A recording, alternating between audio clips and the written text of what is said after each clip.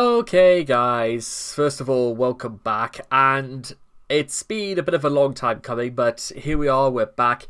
Now, hopefully, I had to, do a few tests and all this, because for some reason, my camera kept freezing when I was, only a couple of seconds into this, so hopefully things are going to work out for the best.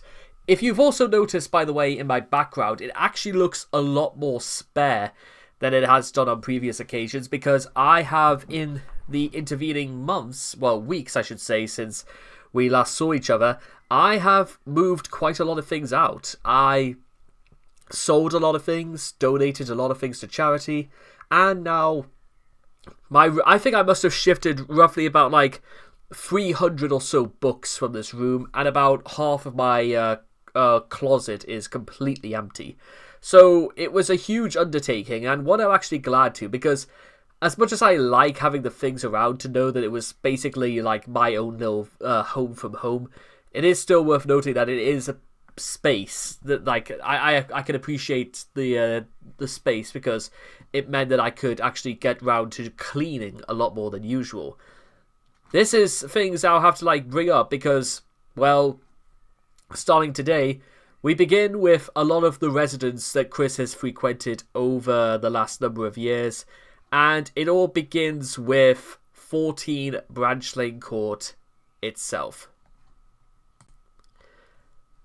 So, to begin with, you have to understand quite a number of few things about Branchland Court. The article is off-topic or largely off-topic. It has been suggested that we smash its heart level down to 15% and split off the pieces into their own article discussed on the talk page. No burglar would ever want anything in this house. Chris being surprisingly almost modest. Number 14 was a flame in 14. Lol. Chris on the 2-year anniversary of his own house fire. So let's get to it, shall we? 14 Branchland Court, Ruckersville, Virginia, often abbreviated to 14 BC, and also currently known as Solitude Headquarters and the Temple of Quick Solitude, the last bastion of autism. This was the vile lair of Christian Weston Chandler, up until his arrest in 2021. Currently, it is inhabited by Christopher's ghost, Chris's mother Barbara, the surviving Chandler cats, and Chris's dog Clover. It was a white 2-story house with dark red trimming, which faded to ivory and pink respectively, with 3 bedrooms on the outskirts of Ruckersville, although since its renovation has been repainted in beige with dark green shutters. The property is near the intersection of Branchland Court and Westwood Drive, facing northwest. The house is just past the local trailer park and nestled in a lower middle-class suburban community.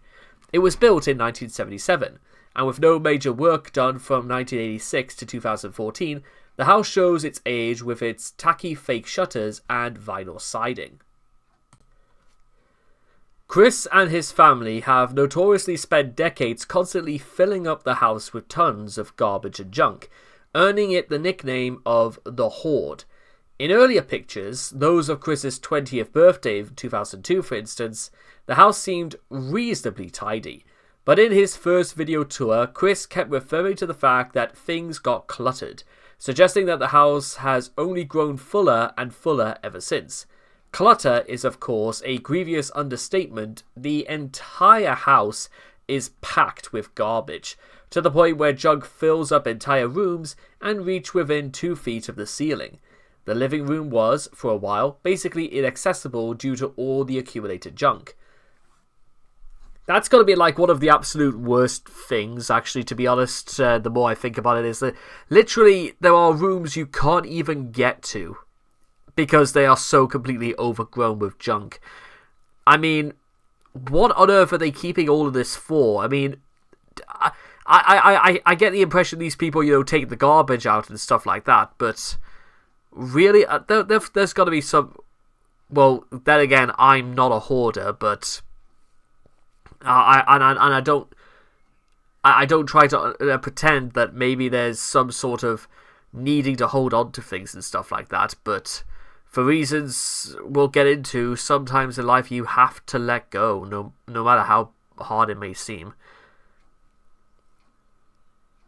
Similarly, other rooms are full of junk. But rather than solid, impassable slabs of filth like in the living room, there are small crevices with chairs, TVs, and other furnishings. Of the three Chandlers, Bob was the biggest hoarder, and one of the biggest obstacles to cleaning the place, aside from the general laziness of the family, in the "that is my house," revealed that Chris's parents were aware of the alarming implications of the house's condition, with the junk being both a health hazard and a fire hazard, and feared that Chris's video tours could have elicited the attention of the health department of Greene County. And by the way, in case, since we are like, we need to put this into context. During the Ivy saga, Ivy requested Chris would make a video about giving them a house tour, and well, what happened was basically this. I apologize, but this is basically and this was like during well, like I said, it's 27th of August 2009. This is when the Liquid Chris saga, all of that stuff happened. Well, you might just want to see this for yourselves. Actually, I also need to like work out actually how to like. Okay, right. Hang on. That's better. There you go. Does not even deserve a captain's log introduction, because this is dead serious. The inside and outside tour I did a few months ago of my house, everyone on the internet, my mother and my father are angry at me and blaming at me. It's my fault. I admit it's my fault. I want everything about my house off the internet. I'll send in detectives, I'll send in police, I'll send in everything in my power. So yeah, please get everything off of the internet now. Yeah, brilliant tactic there, Chris. Literally screaming and stamping like an infant was absolutely going to work. Oh, by the way, there was a notable scene that was cut from this video, and well, it's Chris's dad comes in to actually try and explain it all. It's my I'll send in police, I'll send in everything in my power. Here it is. Get it off the internet. Listen to me. Yes. Listen to me. Yes. Shut that goddamn thing off. I don't care what you do. You get all that stuff off of there tonight. I'm working on it. Go work on it. I am Do working. you realize something? Let me tell you. If the health department of Greene County sees those videos that you put on the damn internet, they could condemn our house and we would have to move out of it. I see. You go get that goddamn stuff off of there and fast. I'm working on it. I was making a YouTube video for you to tell everybody to get the images off of the internet. It's out of my control. Oh, you get them off. It's out of my control. I don't know where to go. I don't know where to You go. loaded them up there. You unload them. I'm working on it. Go do it. I am doing it. I'm sorry. Get in here and do it. I mean, I know. Again, unfortunately, you guys won't be able to see what I'm basically trying to portray here, but it's kind of surprising in many ways the fact that Chris is even like trying to almost half get into an argument and trying to justify in some very small way to his own dad that this is not his fault and how he's just trying to convince other people to do it for him. And well, I don't think it's even. I think the thing that sort of like got my attention a little bit is the fact that they're sort of a little bit more concerned about moving out as opposed to actually doing anything about the situation. You know what I'm saying? Again, I understand people are absolutely free to live their lives and absolutely allowed to do what they want in their house and stuff like that.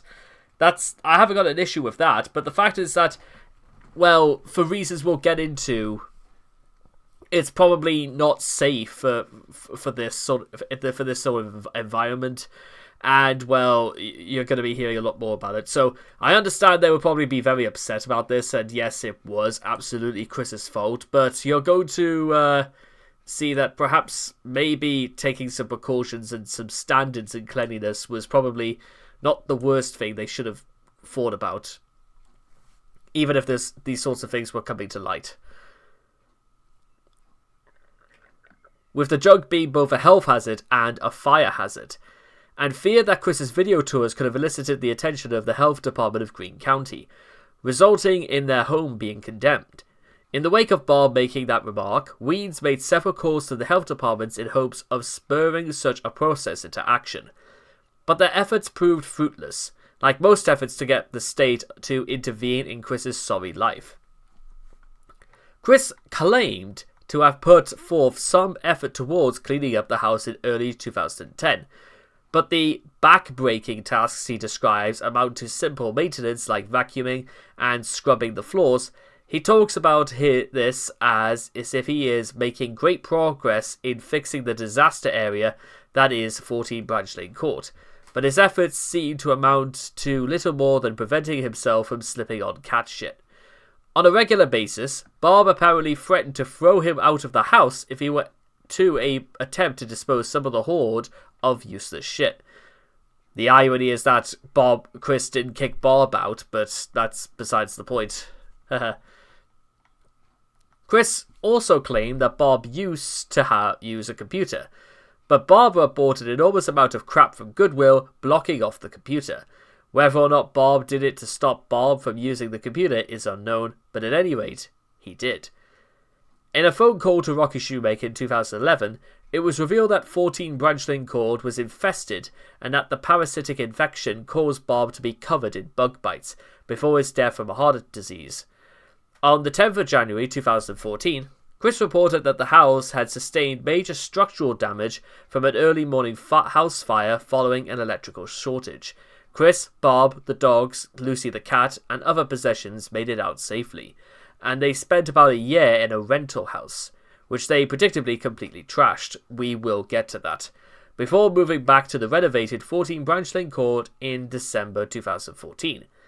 Although Chris was temporarily detained in jail after his misadventure on the 26th, he was later released on bail and moved back into his house in January of 2015.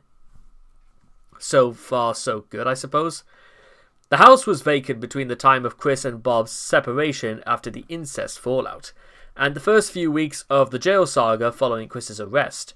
A Kiwi Farms user confirmed that Bob returned to the house starting on or at some point before August 29, 2021, where she is currently at the mercy of caretakers and family members after the November 2021 car accident.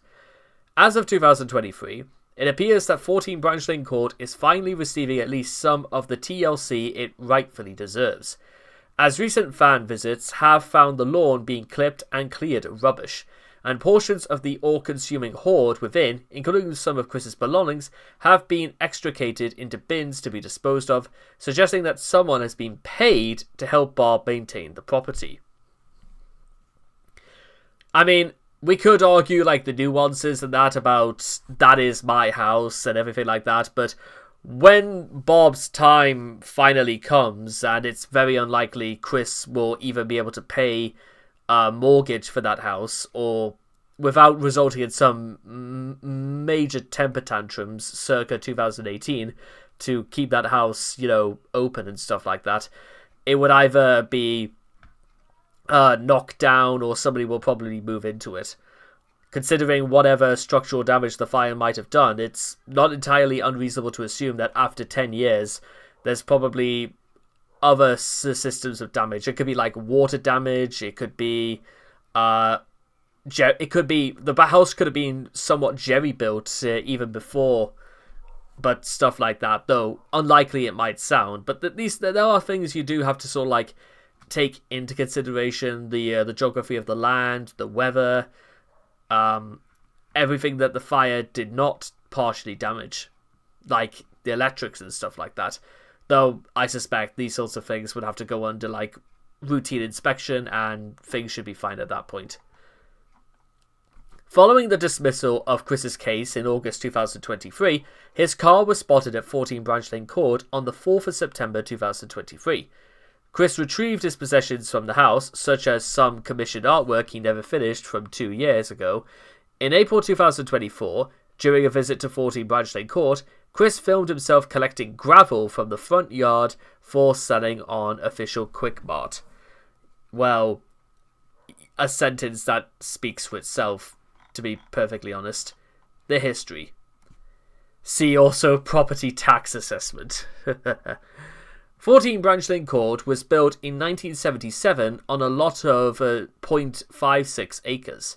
Chris's parents presumably purchased 14 Branchland Court at some point between their marriage on the 7th of June 1980, at which point they were still living in the Richmond area, and Chris's birth 20 months later. A plaque which hangs above Chris's bed in some videos, notably All-Star, indicates that his parents' nickname for the house was West Chandler Ton Manor. Chris lived at 14 Branchland Court from his birth on the 24th of February 1982 until his family moved to Richmond area in 1993 in order to escape the Greene County public school system's attempts to pull him out of mainstream schools. Initially, Chris and his father lived in the Richmond suburbs while his mother held the fort in Ruckersville, so she could continue working for the local electric power authority until retirement. Barbara joined them after retiring a few years later. The Chandlers moved back to Ruckersville in 2000, after Chris graduated high school. In a video released in May 2010, Chris claims that his family tried and failed to sell the house at some point, and would have stayed in the Richmond suburbs if they had been able to find a buyer.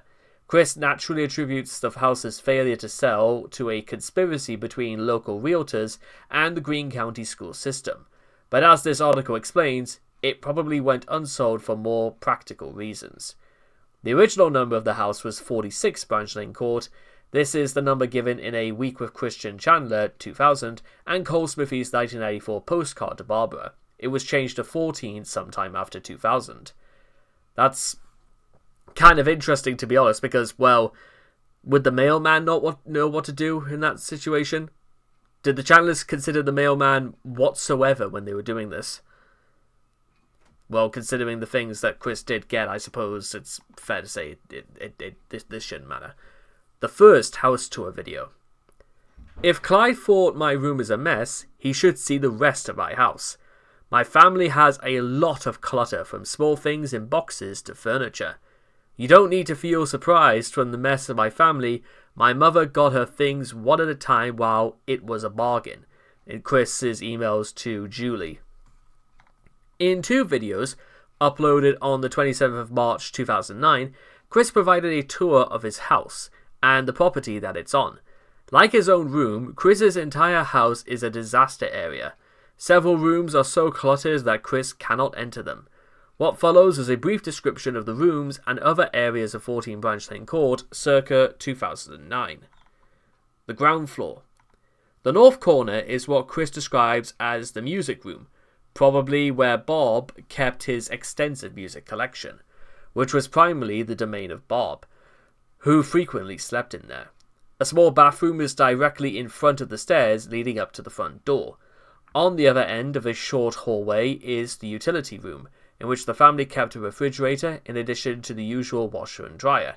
The family room, possibly in the west corner, had been claimed by Bob, who apparently slept there as well. If Chris's parents ever had or used dedicated bedrooms in the house, then they were never filmed. The top floor. Chris's bedroom is in the north corner of the second floor.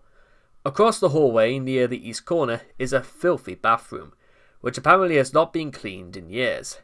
As implied by the layers of dark brown/green mold growing in the shower. Okay, I have to kind of give a little bit of a timeout after hearing this. Because, listen, about I don't know if it was either in February or March of 2023, but I remember there was a news story about a 6-year-old girl who died after being exposed to things like black mold in a council estate somewhere. It might have been outside of London, it might have been in Bournemouth or in Dorset or somewhere like that. But what I'm trying to emphasize is that I don't think Chris or, to be honest, anyone living in that house had actually come to terms with just how dangerous that sort of thing is. And bear in mind, I don't have the exact cite like records or can explain just the sort of things that mold does, but one of the things that mold presumably can do is that it can travel in the air. Presumably, the bathroom was not the only room in the house that had contaminations of mold, and bear in mind there was like food in this house as well. So let's continue. In the shower and the peeling of the veneer of the cabinet.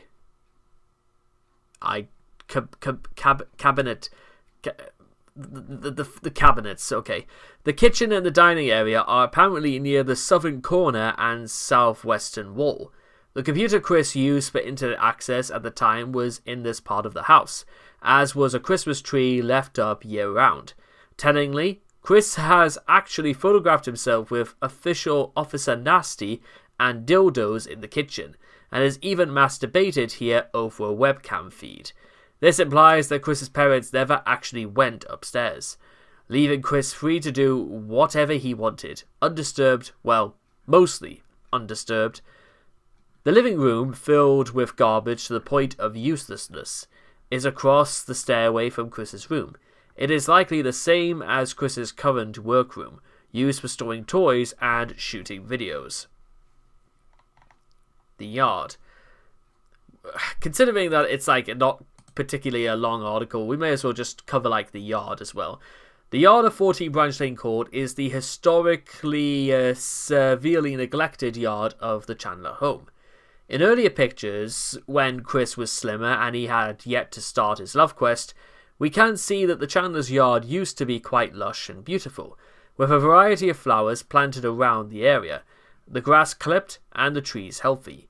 Many people speculate that over the years, Chris's parents got too old and or too lazy to care for their garden, leaving the area neglected. The yard now consists of some simply crossed wood planters near the curb and some small shrubs and trees out front. The plants in the planters have long since died. The backyard contains a shed and a small platform leading to a back entrance. The shed is full of shit, with most notably a car, and was once the place where Bob would tinker with machines.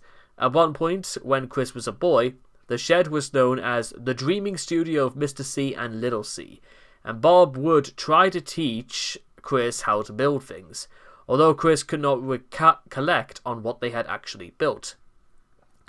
After that, there are some trees and the pen where Paddy once played.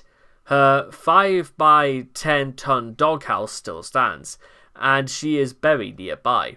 At some point, a tree branch fell on the grave. Being lazy, Chris could not summon the strength to pick up the damn thing up. I mean, an entire branch, that's like, nope, that doesn't weigh anything. What is stopping Chris from actually just, oh, I don't care. The Chandlers were known to possess at least 2 riding lawnmowers. Chris whined about using one in the father call.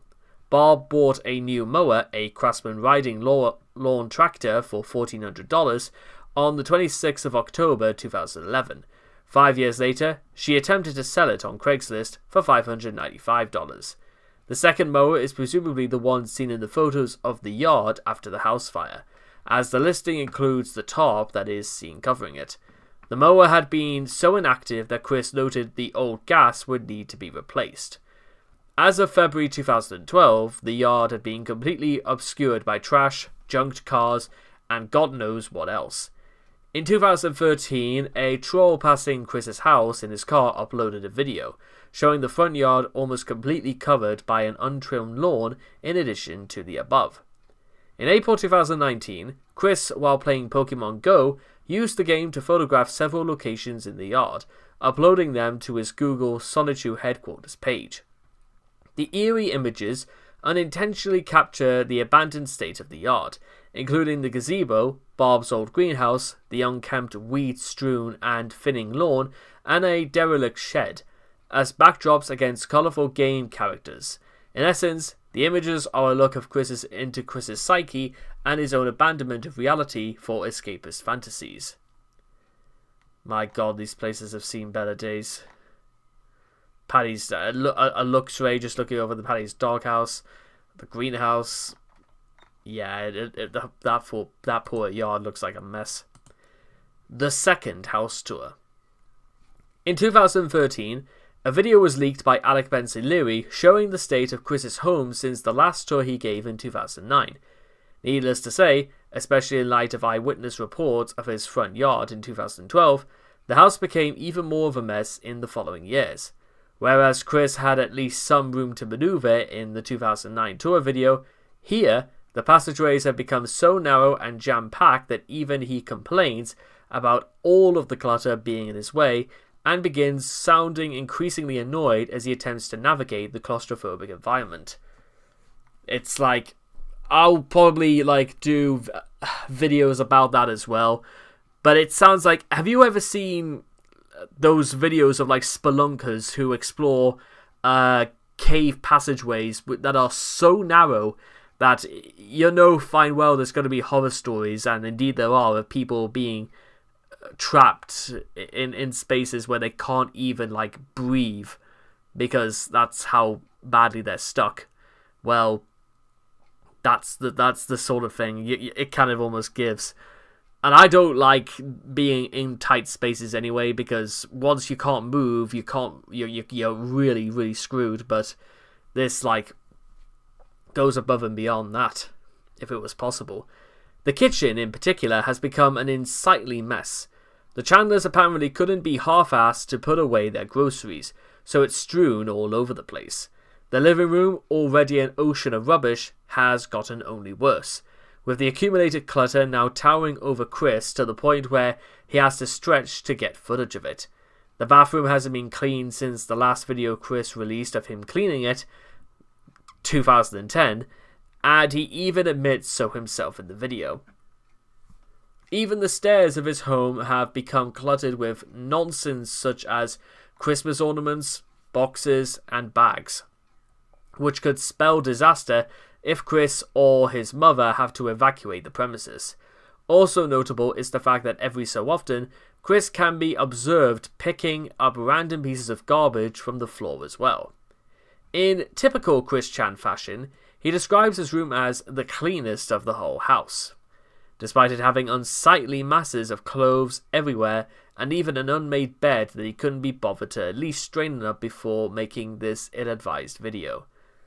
When he steps outside, he basically confirms what trolls have documented as early as 2012, that his lawn is completely overgrown to the point where it has utterly consumed one of the structures in the yard.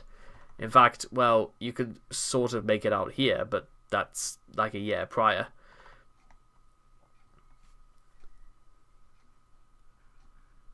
Also unsurprisingly, is the fact that after Bob's death, the garden shed has been completely abandoned. Given his commentary, it almost seemed like Chris acknowledges that he has kept his home in a very unacceptable condition, right until he blames his parents for being hoarders, and totally shifting blame away from himself, despite being the man of the house. By this time, the bug infestation appears to have been gotten rid of, or at least contained. It was stated before that the infestation was so bad that Chris was confined to his room in order to avoid getting bitten. But in this video, no bugs are seen and Chris makes no mention of them. I mean, once any bugs can get into a house, they are in it till the very end of the world. But you can and again, Chris could have just made life much easier for himself if he, well, one, knew how to get rid of them and knew, simple aromas or stuff like that to keep bugs away. Even things like, I don't know, just pepper is something that bugs absolutely hate. And there are ways of getting rid of bugs that way, but good thing that the place where Chris is living in now doesn't really have this issue. The 2014 house fire. On the 10th of January 2014, a fire broke out at the Chandler household. According to Chris, this was caused by a worn extension cord plugged into a coffee machine, which sparked and started the blaze. Chris, his mother, the Beagles, and Lucy, one of the cats, made it out safely, surprisingly when you consider how much clutter was obstructing the stairways, basically turning the house into one glorified fire hazard. The firefighters could not effectively navigate the house through either door and were forced to enter through the windows. Sadly, one of the cats, revealed to be Scamper by Chris in February 2016, perished in the fire from smoke inhalation and was later buried in the backyard. The Chandlers escaped with little more than their clothes on their backs. Chris wrote that he was able to take his wallet, medication for his mother, some clothes, and his iPhone.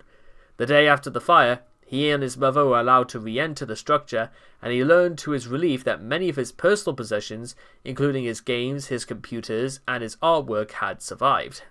His Lego high school had survived, albeit partially melted, and with many of the pieces warping and fusing into place. Chris was also observed on Miiverse shortly after the fire, suggesting that he managed to save his Nintendo 3DS or Wii U at some point. However, it can be assumed that much of the Horde suffered fire, smoke, and or water damage. As completely tragic as this incident was, it did not come as much of a surprise to basically anybody. Given Barbara's hoarding and Chris's unwillingness or inability to control his mother's compulsions or properly clean, as pointed out by quite a few concerned people, the house had always been a health and safety hazard, and it was only a matter of time before disaster struck. Sadly, Chris was unable or unwilling to act on this well-meaning advice, and as a result, reaped what he had and his family had sown. Chris and his mother stayed at a rental house in nearby Barbarasville for most of 2014. As repairs to 14 Branchland Court were made, they were also rented a storage locker. To the shock of absolutely no one, Chris and Bob managed to trash that house up as well. Photos taken by Chris showed rodent shit on the house's carpeting, and eyewitnesses' reports showed that the conditions in the rental house were basically the same as they were at 14 Branchland Court. Trolls reported in April 2015 that the house was still vacant 4 months after Chris and Bob moved out. That's pretty bad, all things considered. For reasons that are not entirely clear, the renovation of the house took much longer than anticipated. Nevertheless, the worst fears that the house would be condemned or the renovations would not be finished were unrealized. In December of 2014 and January of 2015, the Chandlers moved back in. I mean, I suppose we might possibly get into a conversation about what qualifies as a condemned house, but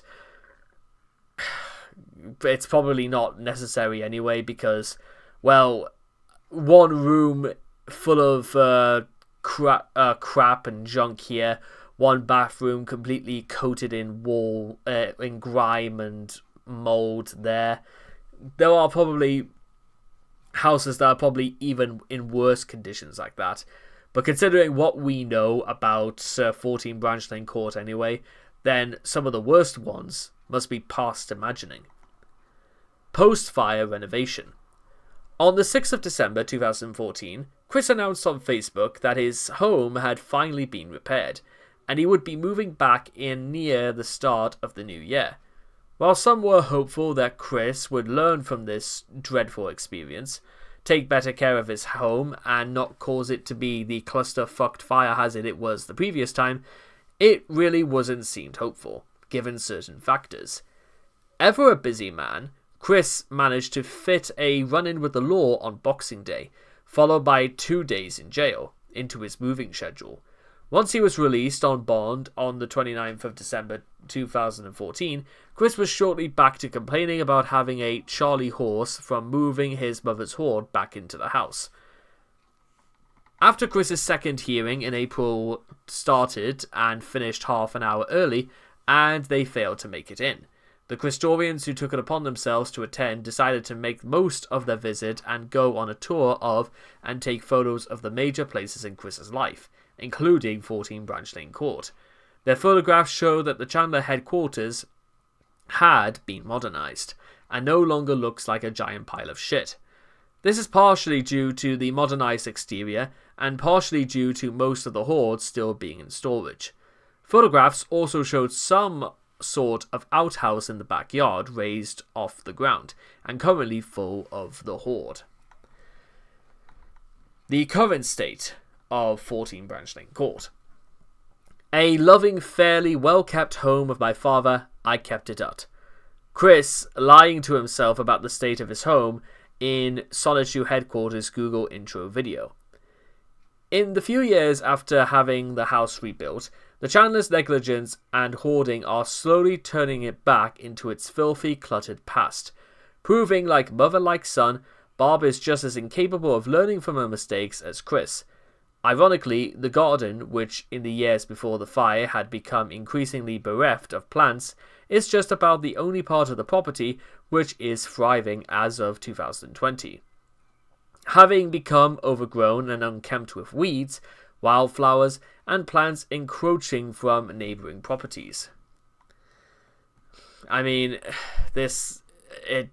again, I don't necessarily want to come across as like snooty or like a snob or anything like that, but this does not look great, I'll be completely honest.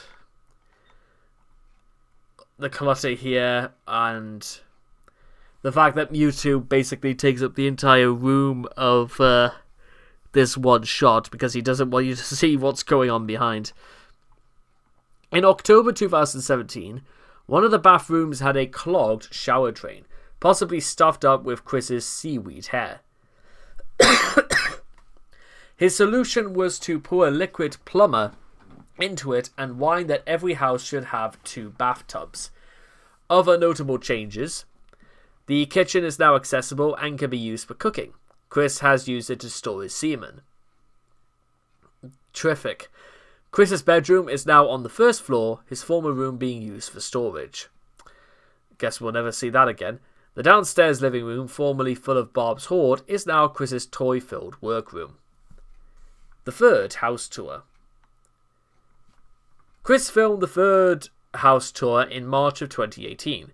While his house is shown being very slightly less messy than it normally is, even that's being ridiculously charitable. Chris's room is so packed to the rafters with all sorts of clothes and Rubbermaid bins, though it's semi-accessible. And shockingly, so are the oven and kitchen sink. Overall, he is shown having less of a struggle walking through his house, but there is still plenty of junk accumulating over the tables, hallways, kitchen, and shelves, suggesting it's only soon before long that the house will return to being the fire hazard that it was not too long ago. Mortgage. The Chandler family has assumed 2 mortgages on 14 Branchland Court. The first was fully paid off sometime before February 2009, when Chris attested his house had no mortgage against it. The second mortgage on the property was filed in April of 2009 for $130,000. Held at first by Sun Trust Bank, but since transferred to Ceteris, now operating as Mr. Cooper. As of the 31st of August 2016, the Chandlers still owe $115,000, which is still more than the property is actually worth. Wrap your head around that one. Chris's monthly tugboat furnishes, or once furnished, the roughly $800 monthly payment. Contrary to a popular misconception, it is not a reverse mortgage. The mortgage is estimated to extend 30 years, with 5% interest. Among the Chandler's various debts, the mortgage is the primary cause of the financial crisis. Acute circumstances relating to it having caused Chris to resort to begging many times. As for the same reason why the Chandlers took on said mortgage can be summed up by paying off Bob's credit card debt. A bad move. On one occasion, he pleaded idly with his true and loyal fan base to pay his entire mortgage at once for him. Moreover, the Chandlers have repeatedly neglected their monthly repayments. When the Idea guys had threatened to destroy Quickville and his eBay sales were not enough to meet their $6,000 ransom, Chris withheld a mortgage payment to save his fictional setting. Jesus, anytime I come back to literally all the madness about the financial crisis, it's only reconciled by the fact that things go somehow from bad to worse because of Chris's maddening decisions. Chris's closest flirt with financial ruin occurred on the 8th of May 2018, when he announced that the home could be foreclosed upon if they failed to make 2 mortgage payments the next day. Fans donated enough to prevent this. In hindsight, they probably should not have done that. Onlookers speculate, given Chris's financial habits and Bob's other debts, that after she passes away, that the estate could well be liquidated after her passing, or that Chris may struggle to keep up mortgage payments in the face of so many tempting distractions. Chris claimed in a jail letter that the Solitude Temple now had a mortgage of less than $90,000, assuming he has mastered the distinction between the greater than and less than symbols, and begged for donations to Bob to help pay this. Neighbours. When I was pulling up to the stop sign on the cul-de-sac, the neighbour directly across the street from 14 Branchland Court yelled out, "He's in jail," with a big grin. A Kiwi Farms user after visiting 14 Branchland Court in the wake of Chris's incest charge. Well, here's why. Although the Chandlers have mostly kept to themselves over the years, they have had some notable interactions with their neighbours. One, the abusive babysitter was a neighbour of the Chandlers in 1983, living on Westwood Drive, Ruckersville. Sarah Nicole Hammer, one of Chris's neighbours when they were children. In the aftermath of the 2014 house fire, a neighbour allowed Chris and Bob to stay with them temporarily. Bob once tried to steal a neighbour's dog, which had slipped out of its collar but was forced to return when the neighbour showed up at their door. At some point in 2014, a deeply paranoid Chris told of a feud with a preteen neighbour whom he had suspected of stealing his old homework and passing it on for credit. Chris did. We know Chris doesn't really know what he's talking about. If like a really big boxing match, that past homework. Yeah, no, I couldn't imagine even my 2-year-old cousin even wanted using that for credit. Sorry, Chris, it's not going to work anytime soon. According to Chris, the Chandlers, Bob and Chris, contacted animal control on the neighbour's cat and had it put to sleep after it had scratched Chris. Chris claims that the neighbour retaliated by training a snake to invade 14 Branchland Court, egging the house and stealing some items. In 2015, Chris uploaded a few kicks, a video of him kicking a soccer ball around in his yard. At one point, the ball enters the road and Chris gives chase. He abruptly stops once the ball enters a neighbour's driveway, possibly meaning that he had been told not to go on that property without permission. Interesting. In 2017, one of Chris's cats, Sorbet, was injured while outside and ended up in a neighbour's gutter. On the 25th of January 2019, Chris tweeted how a neighbour angrily yelled at Chris for making his child question their gender identity. On the 15th of July 2021, one of Chris's neighbours helped him bury his dog Snoopy. So, quite a wild bunch, you might say, but then again, the Chandlers are a pretty wild bunch in themselves. Visiting. When occupied by the Chandlers, visits to 14 Branchland Court, at least until Chris inherits the house, and trades the deed to it for magic beans, are ill-advised. Harassing the Chandlers at their house is not only the paragon of ween behaviour, it is also a criminal offence, and will probably result in you getting arrested. Chris, and especially Bob, shouldn't have to contend with the troll horde within the sanctum of their own home. We shouldn't have to be saying it at this point, but do not visit 14 Branchland Court to troll Chris or Bob. Unless, of course, you are personally invited. To date, Chris has extended personalised invitations to Clyde Cash, the Magic Man, Liquid Chris, the staff of the Asperpedia, Catherine, and pretty much anybody that has ever thought ill of Chris to come to his house, so that he might murder them. To date, none of them except the Magic Man has taken him up on this offer. The scenario of such a meeting would likely be reminiscent of the hooker incident, wherein the police would be promptly summoned whilst Chris hides, crying behind his mother. Despite this, some fans have made the trip out to visit Chris at his home and have posed for photos with him, showing that Chris had lighted up on his stance. In 2021, after Chris was jailed for incest, some weens made the pilgrimage to harass Bob for information about Chris, leaving empty-handed. That said, it bears repeating. Do not visit 14 Branchland Court to harass Bob, as you are likely causing undue stress on an ailing woman who had an incestuous affair with her own son. Chris and his address. Giving away one's home address on the internet is generally considered unwise. Chris has probably never realized this, or perhaps he realizes that trolls have so thoroughly and permanently violated his privacy that attempting to preserve is a lost cause. In any case, he has publicly announced his home address on a number of occasions, in YouTube videos and elsewhere. Shortly after the July 21st, 2009, when C-Chan Solitude Quick released a video promoting his Solitude merchandise, Chris posted his address in a YouTube comment in hopes of a physical confrontation with the imposter. Not a good idea, Chris. That's very, very unwise. On the 14th of August 2009, in the video No D Way Imposter, Chris rattled off his address again as a way of attempting to prove his identity. He did the same thing in Quick Public Disclaimer, was also released on the 14th of August 2009.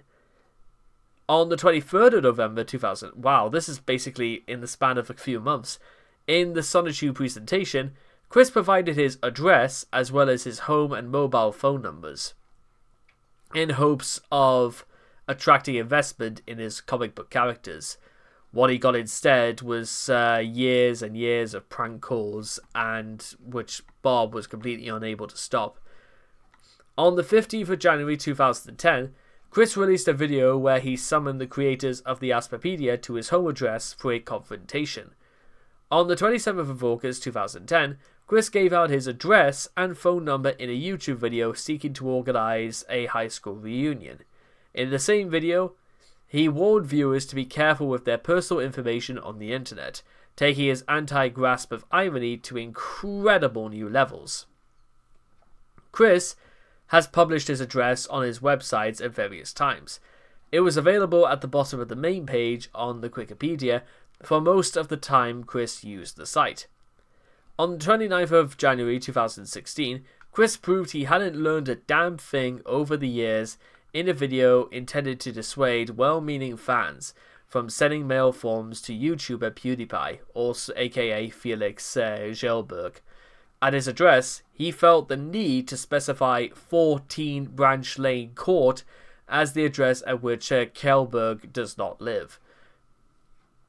On the 20th of April 2019, 420, Chris listed his address and phone number as part of the Google My Business program under the name Solitude Headquarters. He also expressed interest in making his house a Pokestop. When he and Bob stayed at the rental house, it didn't take long for him to drop that house's address. When Chris writes out his home address, he has a tendency to write the 9-digit zip plus 4 number instead of just the 5-digit zip code. This is rarely done for home addresses, as it is considered unnecessary. The fate of 14 Branchland Court. It goes without saying, but the house will be foreclosed once Bob passes away. What will become of it afterwards remains uncertain. Because Chris no longer resides there, it is unlikely he'll be moving back in given his bad financial record. In addition to his tugboat being insufficient to cover up upkeeps, let alone mortgage, as for the property itself, it's possible the house will either be condemned and subsequently demolished by the Virginia Health Department, sold to a family looking for a place to live, provided the property is up to standards, a fan looking to preserve the property, or by weens trying to outbid one another in order to prevent a convert into the temple/museum for all things Chris and Solitude related. And while we are here, these are just some articles about, well, the house being damaged, and there's just a huge skip ready to like dispose of rubbish, cars just littering the drive and all over the place, a huge tarp over the house, trash spinning out into the front lawn. And yes, the Bob's BMW Z3 convertible is up for sale, Paddy's doghouse, and the gazebo. And like to this day, yeah, it's interesting as we go from like years and well, yeah, I think it just goes on, and then there's just like videos just of just Solitude headquarters and all the rest of it. So there we go, ladies and gentlemen. That was that was 14 Branchland Court in its entirety. It's basically, it was a house. It was at one point probably a very, very, very nice house, and then Solitude came to stay, and well, never left, but left everything in such. Now I'll get into like more serious discussions about like the issues surrounding hoarding and probably like Bob's behavior in separate videos, but this is just about all we've got time for. And for our first video back in many, many weeks, I'm glad that you guys were here with me. I apologize for my camera not working properly.